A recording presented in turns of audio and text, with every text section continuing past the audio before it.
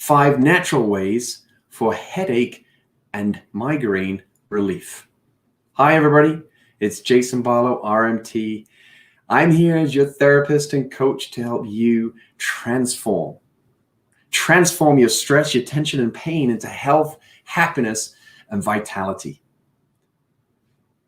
Today, I want to give you 5 natural ways that you can relieve your headache and migraine pain. I have a couple of family members that suffer with these things in particular, so I've seen it firsthand, as well as having treated hundreds of patients with headaches and migraines. I give the same advice over and over by way of natural ways to help relieve that. Number 1 is to hydrate. One of the biggest factors for headache migraine buildup is because we're insufficiently hydrated. Most people are not drinking their requirement on a daily basis. Maybe you do for 2 or 3 days, but we are not like a camel in that we can house and store water. Our human body is capable, as we see in the world these days, of storing other things, but water is not one of them. We are constantly using water through our entire physiology, from blinking our eyes to chewing our food, to blowing our nose, to moving our body, to digesting our food and eliminating waste. There are so many areas as part of our physiology that are using water on a constant basis, and so it's important that we're actually and consistently putting in. I'll be doing a separate podcast on water specifically in the coming weeks. I'm going to recommend, and I'll tie this into this one, recommend for you to listen to that one, because I'll go even deeper in terms of hydration and the ramifications beyond just headaches and migraines, how it can affect asthmatics, back pain, neck pain, and so forth. So number 1, make sure that you're drinking sufficient amounts of water and good quality water on a daily basis. Easiest way to go about it, depending upon your body size, if you just do a quick Google search, I'll leave a formula below in the comments as well for you to use. But generally speaking, it's that 6 to 8 glasses of water on a daily basis. I equate that typically between anywhere 1.5 to 3 liters of water range, but again, dependent upon your body size, as well as temperatures that you're in by way of environment, and the type of activities that you're doing if that's on a daily basis. Number 2, sleep. That's a big one. Lots of people either are going to bed at different times every night, or they're not getting sufficient sleep, they're prematurely waking up in the morning, or they're just not consistently sleeping through the night. Sleep is a massive one because a lot of people these days are dependent upon some type of supplement or drug to actually get to sleep. Why? Because either they're on antidepressants and there's all sorts of depression and there's all sorts of other things going on, that they have other drugs that then they need another drug to counter the first drug. The bottom line is this: sleep is one of the body's most natural ways to aid in rest and recovery. And the more we can go to a natural means of helping ourselves to relieve our headache and migraine, the greater the gains from a natural point of view, without any other side effects that come as a result of taking supplements or drugs in that regard. Sleep, I highly recommend. Get yourself onto a routine, whether that's a 9 o'clock, 10:30 p.m. cutoff. Try to mitigate the watching of TV shows and using your smartphones as you go towards the end of the night, because that actually stimulates, as we'll see in step number 4 in a moment. But you've got to ensure that you're getting a regular routine of sleep and consistently get that quota of hours. Anywhere in that 7 to 9 hours is a typical recommendation. You'll know for yourself. Listen to your body, because it is the greatest guide that you can ever find. But for as long as we keep referring to other people to determine what amount of sleep we need, then we are not listening to our bodies. So I am sharing with you a recommendation, but you've got to actually take that away and apply it. Number 3, meditate. As if you've been listening to several of my podcasts up to this point, that's one thing I keep plugging to people, is training your mind and meditating. Now, from a headache and migraine relief point of view, there are 2 particular things with regards to meditation. Number 1, when you meditate, you just calm your mind. You automatically calm your body. So by taking control of your thoughts and trying to single-pointedly remain focused on an object, what you're doing is you're concentrating your mind and not allowing it multiple directions or distractions. And that concentration just helps us to become more streamlined in our thought process.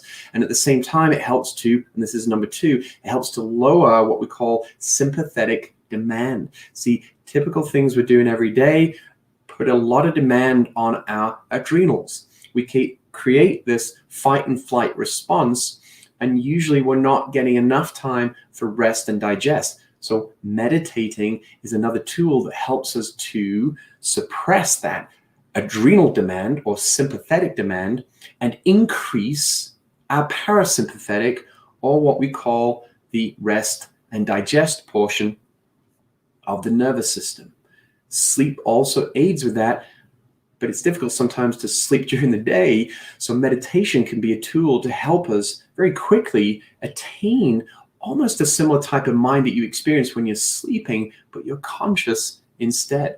Just even practice that for 1 minute to begin with, and then progress up to doing 5, 10, 20 minutes, whatever you wish. Again, listen to your body, listen to your mind, but meditation is a very powerful tool. Number 4, get outdoors. For as long as we're on our smartphones, our devices, and we're around technology, we're actually receiving what we call EMF, electromagnetic field. That is a radiation of EMF towards our body, towards our mind, particularly influencing our brain. And tie that in with sleep. If you're using smartphones as you lay in bed, you're actually altering your brain chemistry and brain activity, and you're creating more activation and alertness as opposed to relaxation and sedation. I would also recommend to get a separate alarm clock that is not plugged in, and try to go to either battery source or no source, ideally. But if you need something to wake you up in the morning, either turn your phone into airplane mode and use that, which is what I typically go to do, or just buy yourself a cheap little alarm clock, battery operated, that doesn't have the requirement of being plugged in. Same thing with TVs. If you can turn off any sources of EMF in your bedroom, that's going to help you with sleep. It's also going to help you with this step number 4 of reducing that EMF. But getting outdoors, getting that sunshine and exposure, the fresh air, it just helps you again to help improve that parasympathetic tone or rest and digest, and it gives you some separation away from those EMF sources, which can be a big trigger for headache and migraine, especially for chronic sufferers. And number 5, I will be posting a YouTube video later today, and it will be posted in this comments below in the description, and I teach you how to massage what is known as the epicranial fascia. Now, I suggest 5 steps to follow overall when it comes to dealing with any type of stress, tension, and pain. These are showing up on the display now. Number 1, I encourage you to move. Move generates heat to the body. It generates activity. Number 2 is actually then massage, which is what we're focusing on right now. Number 3 is to mobilize, move the body more specifically. Number 4 is stretch, and number 5 is strengthen the muscles that are currently not strong enough. So focusing in on massage right now, massage is a great tool to help agitate the tissues that are surrounding an area that may be troublesome at this point. See, when we massage, we stroke and rub the area. What we're doing is we're generating blood flow, and we're actually aiding with the lymphatic movement as well. There's almost a natural cycling that takes place, and massage is a tool to help increase the efficiency of that cycling and movement of fluids, because they may be either suppressed due to muscle tension or blocked due to either swelling or tension overall. And again, don't forget the emotional connection with our body. If there's any physical tension that we may be experiencing in and around, especially the head and neck region, it could be related to the thoughts that you're having, right? If you have any strong feelings of fear and anger in particular, that can be a very abundant source of headache and migraine tension. Go back to step number 3 and focus on meditation. Massage then is an additional tool to your toolbox. So to massage the epicranial fascia, it starts just above here about the eyebrow line and runs the entire width and span of the skull in and around the ears and behind to the base of the skull, just where the cervical spine attaches, which is the the beginning point of your neck. So it's a large, vast area. Now, in somebody like me who's bald, it's pretty visible to kind of see what its action is, in that if I raise my eyebrows and I can actually move my ears, I trick the kids with that one periodically, it actually creates activation through this epicranial fascia and its related muscles. The bottom line is this: we can use a ball, as I teach you in the video below in this description, to actually massage and create changes to all the adhesion and tension that can accumulate in and around this epicranial fascia. It's a brilliant tool, very simple to do. I recommend to get yourself a lacrosse ball, ideally, but even just stroking with your fingers can elicit a very similar type of effect. Now, if you have hair, most people do, you can actually grasp the hair and just lightly pull away, probably about an intensity of 5 to 8, depending upon what you can tolerate. You don't want to be pulling the hair out. And no, I've not had a bad experiment. That's why I've lost my hair in doing this massage. That's just the way it is for me. But by grasping your hair and pulling up, you're creating this decompression. And what you're doing is you're actually creating an agitation and massage effect to the epicranial fascia. So if you continue then to grasp the next section of hair and just pull, and I recommend hold for a minimum of 5 seconds up to 10 seconds, and then release, grasp the next bundle. So you can do this any time of the day. You can be doing this whilst you're watching TV. We used to call this soap stretching in the UK. Lots of people love to watch Coronation Street, where I'm from, in Manchester.